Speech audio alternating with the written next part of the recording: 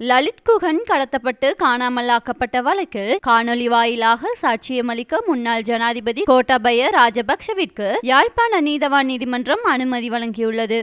யாழ்ப்பாணத்தில் லலித் மற்றும் குகன் ஆகிய இருவர் காணாமல் போன சம்பவம் தொடர்பாக வழக்கு விசாரணையில் முன்னாள் பாதுகாப்பு செயலாளராக இருந்த கோட்டாபய ராஜபக்ஷ நிகழ்நிலையூடாக சாட்சியமளிக்க யாழ்ப்பாண நீதவான் நீதிமன்றம் அனுமதி வழங்கியுள்ளது. கடந்த 2011 ஆண்டு டிசம்பர் மாதம் 10 சர்வதேச மனித உரிமைகள் தினத்தை முன்னிட்டு யாழ்ப்பாணத்தில் திட்டமிடப்பட்டிருந்த காணாமலாக்கப்பட்டோரின் உறவினர்களின் போராட்டத்தை ஒழுங்கமைத்த லலித்குமார் வீரராஜ் மற்றும் குகன் முருகானந்தன் ஆகியோர் அதற்கு முதல் நாள் ஆவாரங்கால் பகுதியில் வைத்து காணாமல் போயினர். இதனைத் தொடர்ந்து காணாமல் போனவர்களின் உறவினர்கள் 2012 ஆண்டு கொழும்பு மேன்முறையீட்டு நீதிமன்றத்தில் ஆள்கொணர்வு மனு ஒன்றினை தாக்கல் செய்திருந்தனர். இந்த மனு மீதான விசாரணையின் போது இச்சம்பவம் குறித்து சாட்சிகளை விசாரணை செய்து அறிக்கை சமர்ப்பிக்குமாறு யாழ்ப்பாணம் நீதவான் நீதிமன்றத்திற்கு மேன்முறையீட்டு நீதிமன்றம் உத்தரவிட்டது. இதனைத் தொடர்ந்து 2012 ஆண்டு செப்டம்பர் மாதம் 19 முதல் யாழ்ப்பாணம் நீதவான் நீதிமன்றத்தில் விசாரணைகள் ஆரம்பமாகின. வழக்கு விசாரணைகளின் போது 2017 ஆண்டு சாட்சியாளர்களின் பட்டியலில் முன்னாள் பாதுகாப்பு செயலாளர்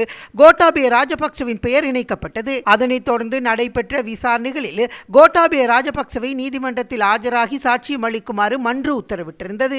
எனினும் பாதுகாப்பு காரணங்களை முன்வைத்து தன்னால் யாழ்ப்பாணம் வர முடியாது என அவர் தொடர்ச்சியாக தெரிவித்து வந்திருந்தார். இந்த சூழ்நிலையில் நிகழ்நிலையூடாக சாட்சியமளிக்க அனுமதிக்குமாறு கோட்டாபய ராஜபக்ஷ தனது சட்டத்தரணிகளினூடாக மன்றில் விண்ணப்பித்திருந்தார். இது தொடர்பாக பாதுகாப்பு அச்சுறுத்தல்களை உறுதிப்படுத்தும் சத்திய கடிதாசியை சமர்ப்பிக்குமாறு மன்று உத்தரவிட்டிருந்தது.